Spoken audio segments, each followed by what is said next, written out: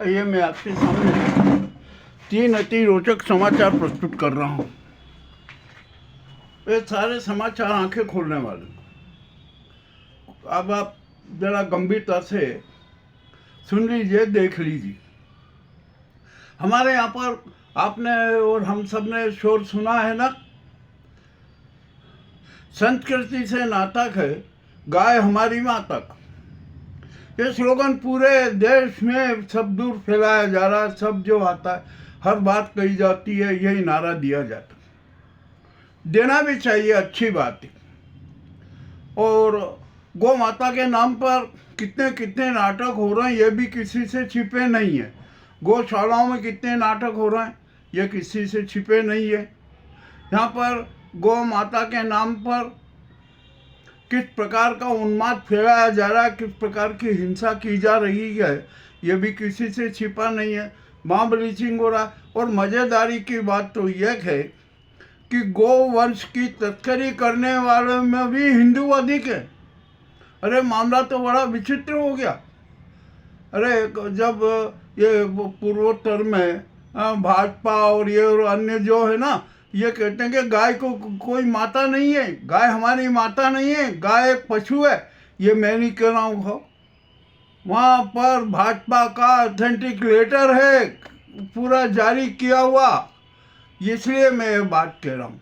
ठीक है, अब जो कोई कुछ भी कहते रहें, गोवंश हमारे लिए ज़रूरी है। किंतु अब जब हम यहाँ विकास की दौड़ पे चले गए हैं ना, अब यहाँ गोवंश का जो महत्व धीरे धीरे खत्म किया जा रहा। अब हम यहाँ पर बाबर के नाम पर इतना विवाद करते हैं, इतना सारा कुछ नाटक होता है, मगर एक बात याद रखिए, एक जरा बाबरनामा उठाकर देखिए। बाबर एक पहला ऐसा शासक था जिसने भारत में गोवंश पर बैन लगा दिया था, गोवंश पर प्रतिबंधित कर दिया था। जब मुस्लिमों ने उनसे पूछा, अरे अपन तो मुस्लिम है, मुगल है, ये गोवंश पर आपने क्यों प्रतिबंध लगाया? उस समय बाबर ने बहुत बड़ा अच्छा उत्तर दिया था कि उन्होंने कहा कि आप लोग समझते नहीं हैं, भारत की अर्थव्यवस्था, यहाँ की प्रगति, यहाँ का विकास गोवंश से जुड़ा हुआ है। गोवंश खेती के लिए जरूरी है। ये था बाबर का वो।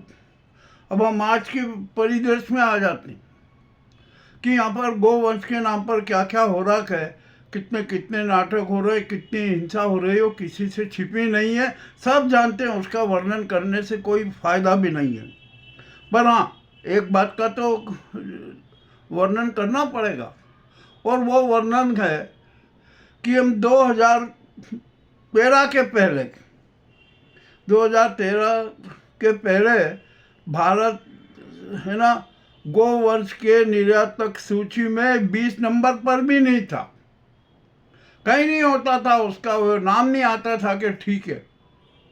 परंतु 2014 से 2025 के बीच में बड़ा ही परिवर्तन हो गया, और ऐसा परिवर्तन हुआ कि आज गोमांस निर्यात में भारत चौथे स्थान पर आ गया, बल्कि तीसरे स्थान पर भी पहुंच जाएगा। उसने तो अमेरिका को भी पीछे छोड़ दिया। चाहे अमेरिका को हमने कायमी पीछे नहीं छोड़ा हो, परंतु गोवंश निर्यात में उसे पीछे छोड़ दिया। ये मैं कोई परिकल्पना नहीं कह रहा हूँ, अपने मन की बात नहीं कह रहा हूँ। जो अंतर्राष्ट्रीय रिपोर्ट आई है ना, उसके आधार पर ही मैं यह बयान दे रहा हूँ। तो सोच लीजिए हमारे देश में गोवंश की क्या स्थिति है। कितने कितने गोवंश के हत्यारे हैं, कितनी तस्करी कर रहे हैं। अरे अब तो विदेशों में भेज रहे हैं यहीं से, और अनेक चेहरे उजागर हुए, सार उसमें हिंदू हैं। अच्छा, दूसरी बात और आ जाइए, जितने भी गोवंश के, गोवध के और गोमांस के निर्यातक जो बड़े बूचड़ खाने हैं ना, कत्ल खाने हैं ना, वो किसी मुसलमान के नहीं है, वो सब हिंदुओं के। तो भैया, अब अपने जब हम ये नारा देते हैं कि संस्कृति से नातक है, गौ हमारी माता है, तो हम उस माता को ही कत्ल करके भेज रहे हैं। अरे ये कौन सी भारतीयता है, ये कौन सा धर्म है? या आप जरा इस पर गंभीरता से तो सोचिए कि ऐसा क्यों हो रहा है। मामला बड़ा विचित्र है भाई। अब क्या किया जाए यहाँ पर? इस देश में किसी को समझाना भी बहुत मुश्किल है, क्योंकि सब में तो उन्माद है, सब में तो अहंकार है, सब में तो स्वार्थ है, सब में तो धन लालच है। तो अब यहाँ पर कौन मानेगा? ठीक है, जो एक हमने प्रस्तुति दी है ना, इस पर थोड़ा गंभीरता से विचार कीजिए कि गोवंश के नाम पर यहाँ पर क्या क्या हो रहा है, कितने शातिर खेल हो रहे हैं, इन गौशालाओं में क्या हो रहा है, जरा देखिए। बहुत गंभीरता से सोचने की जरूरत है। आइए अब दूसरी बार रोचक समाचार आपको सुनाता हूँ। एक बड़ा विचित्र मामला आज हमारे नोटिस में आया। प्रभुपाद जी ने इस्कॉन की स्थापना की और बहुत अच्छी तरीके से उसका फैलाया, बड़ा सब दूर प्रचार प्रसार किया। और आज की स्थिति में विदेश में भी इस्कॉन का डंका बजता। इस्कॉन की वहाँ पर संपत्तियाँ हैं, जायदाद है, मंदिर हैं, और उनकी कुल संख्या 573 के है। इस्कॉन की संपत्ति की सूची 573, उसमें मंदिर है, आवास है, बहुत सारे उपक्रम हैं। अब जहाँ पर जब इतनी बड़ी संपत्ति हो जाती है ना, तो कहीं ना कहीं विवाद भी खड़ा होता, विवाद भी खड़ा हो रहा। और विवाद कुछ नहीं, सिर्फ एक कर्नाटक के इस्कॉन मंदिर के लिए वहाँ पर एक बड़ा विवाद खड़ा हुआ। मैं विवाद की भी आपको विवरण बताता हूँ, परंतु एक बात ये बता दूँ कि इस्कॉन का जो संचालन बॉम्बे से होता है, एक समिति द्वारा होता है। सारा वो आय व्यय का ये सारा रिकॉर्ड वो सब रखते हैं और उसके आधार पर ही चलता। कर्नाटक में भी इस्कॉन मंदिर है, वहाँ पर की भी इस्कॉन का पूरा अच्छा है, बड़े बड़े भक्त आते हैं, भक्तों की भीड़ जमा रहती। परंतु वहाँ पर एक विवाद खड़ा हो गया। कर्नाटक के इस्कॉन मंदिर की जो समिति है ना, उसने कह दिया कि ये तो इस्कॉन की संपत्ति नहीं है, ये तो हमारी समिति की संपत्ति है। मामला न्यायालय में चला गया। न्यायालय से वहाँ हाई कोर्ट से सुप्रीम कोर्ट गया और सुप्रीम कोर्ट में भी फैसला आ गया। मगर बड़ी विचित्र बात है। अब ये मामला कहाँ तक पहुँचा, कैसे क्या होगा, ये भी बड़ी विचित्र है।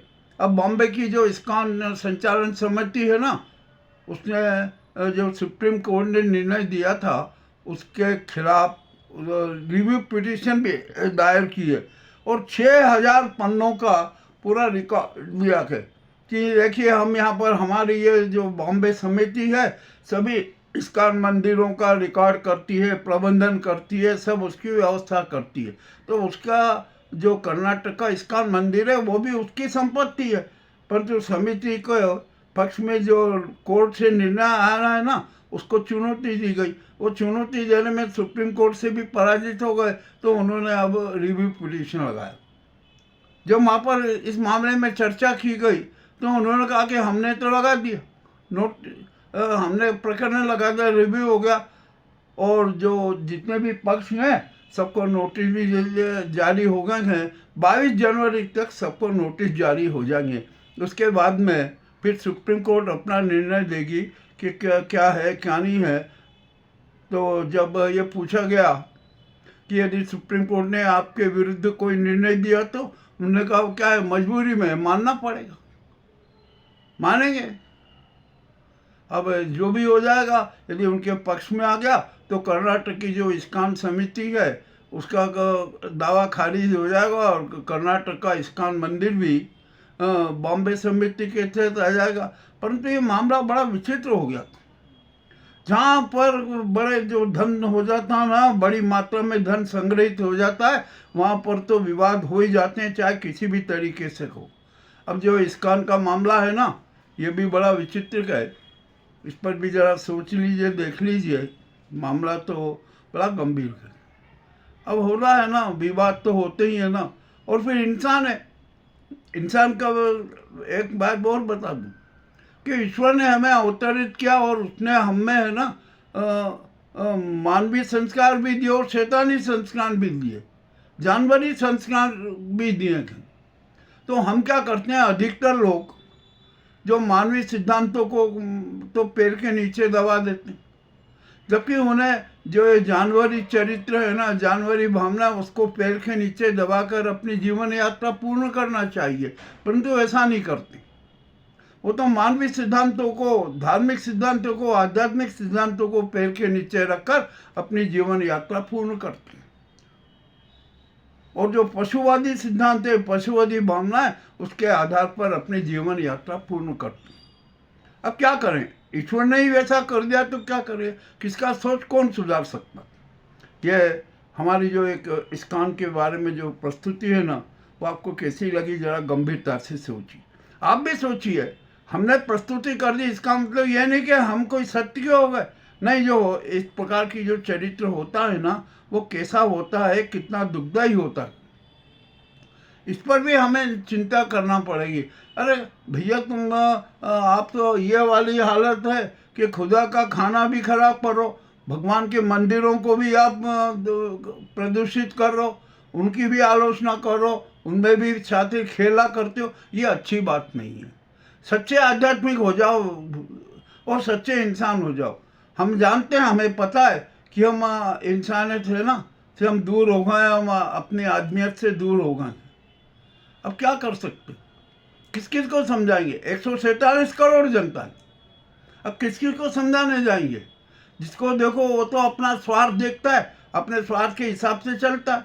अब ठीक है, जो भी है ना, इसका अंतर सुप्रीम कोर्ट के जो 3 जजों की बेंच क्या निर्णय देती है, इस पर सकमी निगाहें हैं। 22 को तो नोटिस आएगा और हो सकता है कि ये निर्णय आने में 3-4 महीने लग जाए, क्योंकि दीवानी मामला रहेगा और या पुनरीक्षण का मामला है, तो हो सकता है कोर्ट जल्दी भी निर्णय दे दे। चलिए, अब तीसरी बात आ जाती है। तीसरा समाचार आता है इंदौर का। जल को जहर बना दिया गया। किसने बनाया, क्यों बनाया, कैसे बना, ये सब सारे उजागर हो गए। इन तथ्यों से हमें कोई बात करना ही नहीं है। हमने सब कुछ 2 दिन पहले से ही बता दिया, सारा विवरण दे दिया। अब यहाँ पर सरकार है ना, मौत के आंकड़े छिपाने लगी।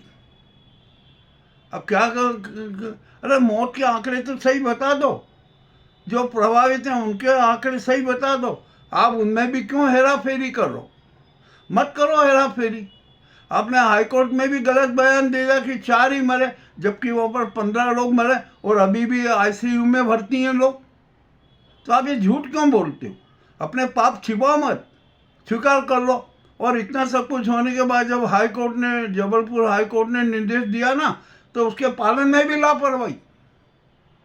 भागीरथपुरे में आप जिन टैंकरों से पानी भेज रहे हो ना, उनकी हालत देखी आपने कैसी है, जर्जर स्थिति वाले हैं। ऊपर भारी कंजी जमी हुई है और उस पानी के टैंकर पर लिखा है कि पीने योग्य पानी नहीं है। अब ऐसे ऐसे तो नाटक कर रो, क्या आपका दिमाग नहीं चल रहा कि किस तरीके से अच्छे टैंकरों से शुद्ध पानी भेजें। मामला क्या है, कुछ समझ में ही नहीं आ रहा। आखिरकार ये नौकर नेताशाही, नौकरशाही और ये सरकारशाही है ना, जनता की दुश्मन सिद्ध हो रही है। उसको जनता के परोपकार से कोई सरोकार नहीं, उसको सत्ता से सरोकार के, उसको तो सिर्फ धनखोरी से सरोकार है, कांडों से सरोकार के। ये इंदौर की अभी ताज़ा स्थिति बता। जब हमने वो टैंकर की हालत देखी ना, तो अरे मैंने कहा भैया, ये टैंकर के बाहर इतनी कंजी जमी हुई है, इतना ये है, तो इसके अंदर की क्या स्थिति होगी। क्या आपने टैंकर को साफ करके पूरा क्लीन करके आपने पानी भेजा है, मगर अब क्या कर सकते हैं, किसको कहें। यहाँ तो जो चल रहा है उन्माद चल रहा है। और एक मज़ेदार बात भी, बहुत अच्छी बात आई है, महापौर भार्गव जी है ना, उनके पुत्र ने तो मध्य प्रदेश सरकार और मोदी और सबकी ऐसी हवा बिखेरी, ऐसी हवा बिखेरी कि जिसकी कोई सीमा नहीं, यानी उनकी अंतरात्मा जाग गई। ये पानी कांड में जितनी मौतें हुई, इसके भी नहीं, उसके पूर्व में भी। वो तो यहाँ पर इनकी जो नाटकबाजी चले ना, उन्होंने तो उनका पर्दा ही फाश कर दिया। अब क्या बोलेंगे ये भाजपा वाले, कुछ भी नहीं बोल सकते।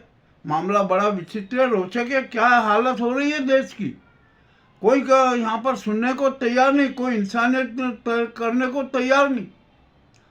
तो मैं एक बात, एक बहुत बड़े हमारे शमसी मिनाई साहब शायर हैं, उन्होंने कहा सब कुछ है मेरे देश में, रोटी नहीं तो क्या, वादा लपेट लो जो लंगोटी नहीं तो क्या।